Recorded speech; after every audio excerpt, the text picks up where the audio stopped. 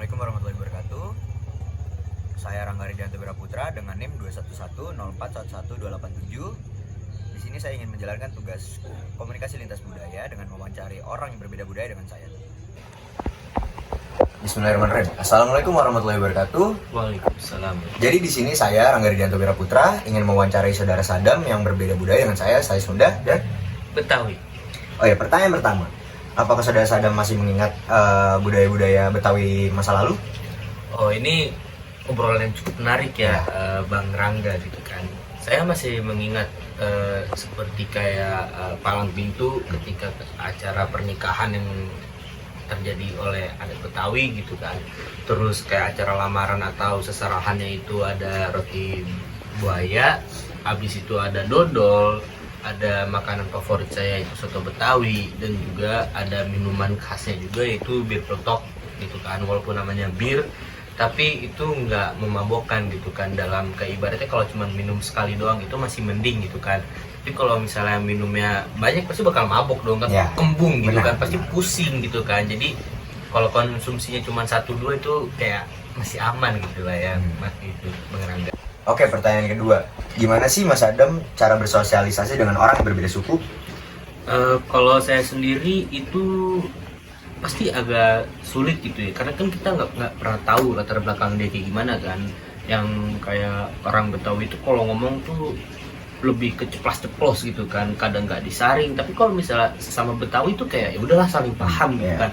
Tapi kalau misalnya kita ngobrol ke orang Sunda seperti Bang Rangga ini kan, otomatis yang latar belakang itu kan halus gitu kan, ngomongnya pelan-pelan gitu. Kalau misalnya kita ngomong kayak ceplas-ceplos sana sini, takutnya malah salah paham gitu. Mungkin itu kayak suatu permasalahan saya doang gitu pas awal-awal ya. Tapi kalau misalnya udah saling kenal mungkin gak bakalan lah kayak gitu. Itu aja sih Bang.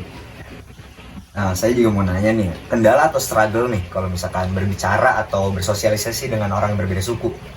Yang struggle-nya sih yang udah pasti itu ya, kita kalau ngobrol tuh harus meninggalkan logat Betawinya gitu kan, yang notabene-nya itu kayak ngomongnya lebih agak sedikit kencang tapi tidak sekencang orang Batak gitu kan. Tapi agak lebih dipelanin dan lebih memakai bahasa Indonesia yang baku aja supaya kedua belah pihak tuh saling mengerti gitu kan. Kalau misalnya saya pakai suku atau maksudnya logat suku Betawi gitu kan, sedangkan Bang Rangga ini orang Sunda, itu kan mikirnya kayak ada apa-apanya lah gitu kan. Jadi kayak paling aman tuh paling pakai bahasa Indonesia secara baku aja, tapi nggak baku-baku banget lah, pokoknya yang mudah dimengerti.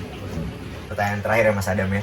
Ya. Gimana sih pendapat Mas Adam kalau misalkan orang tua Mas Adam itu sangat melarang keras untuk Mas Adam menikah dengan orang yang berbeda suku dan harus satu suku gitu?